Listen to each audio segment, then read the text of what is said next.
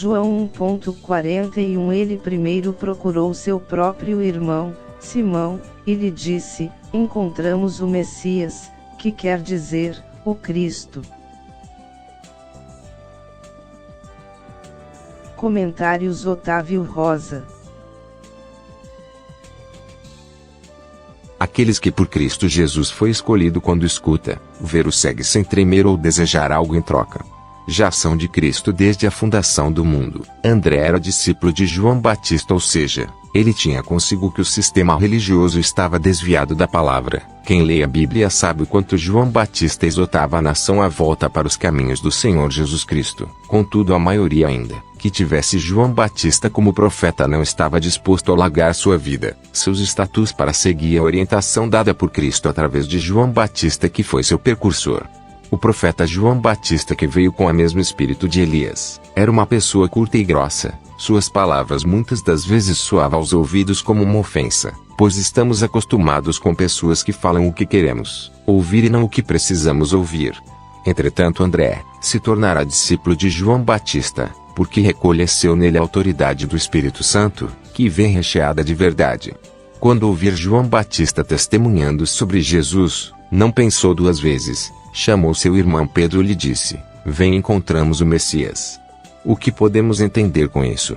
Quando você pertence a Cristo Jesus, ainda quem tenha sido por meio de uma igreja cristã, seja ela católica ou protestante, que tenha conhecido, ouvido falar sobre o Messias, isto é, Cristo, você largar tudo para segui-lo sem sobra de dúvida. O apóstolo André era discípulo de João Batista, porém quando ouviu dizer que aquele que acabara de ser batizado por João Batista era o Cristo, não pensou, nem tardou em segui-lo e permanecer até o fim de sua vida ao lado do Senhor, e ainda chamou seu irmão, o apóstolo Pedro, testificando que aquele de quem estava falando era o Cristo. Tal testemunho só pode ser dado se o próprio Cristo Jesus o revelar. O apóstolo André não temeu, antes confiou nas palavras proféticas de João Batista, que não realizava culto de libertação, de milagres, curas, vida financeira ou sentimental.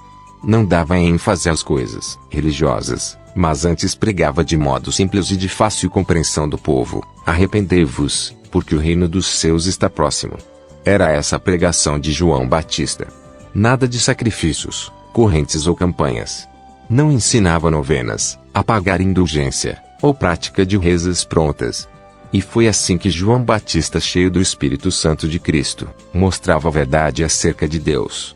André, religioso praticante, quando ouviu a pregação de João Batista, não duvidou de que ele fosse um enviado especial de Deus para mostrar o caminho. Muitas das vezes o cristão praticante acaba preso aos dogmas religiosos que nos afastam da presença de Cristo Jesus. As coisas ensinadas hoje na igreja cristã têm muito a ver com o praticado pela igreja quando João Batista iniciou seu curto ministério, contudo, de significância gigantesca para o cristianismo, quando ouvimos pessoas se gloriando pelo tempo de duração de sua igreja. Essa pessoa está demonstrando que a mesma não está respaldada em Cristo Jesus, e sim na glória que o tempo pode trazer para si, pois a durabilidade ministerial não é certeza de comunhão ou apoiabilidade de Cristo. A igreja cristã, entre sua divisão, traz consigo uma realidade equivocada do cristianismo, pois bem a maioria dos católicos se diz ser católico, apostólico, romano, com tudo que isso quer dizer.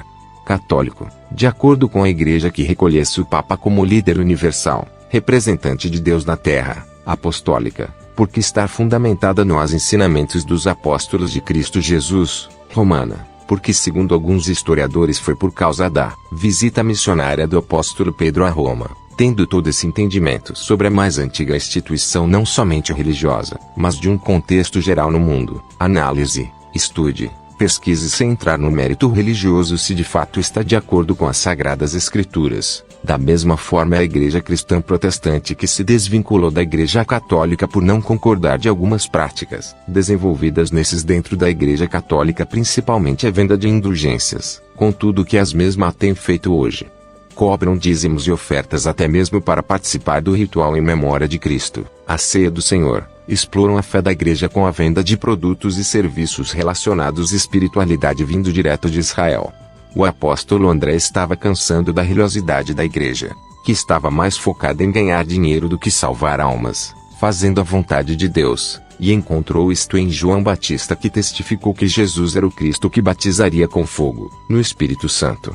Quantos anos estamos na mesma religiosidade? Sem nada acrescentar ao reino, pode fazer algum trabalho, contudo isso não tem agregado em nada no seu testemunho no anunciar o Evangelho de Cristo, e sim, que somos religiosos, mas quando assumimos o compromisso de seguir a Cristo Jesus, reconhecemos que o Senhor é Cristo e passamos a seguir suas orientações e mandamentos exclusivamente, assim como o apóstolo André o fez até fim de sua vida.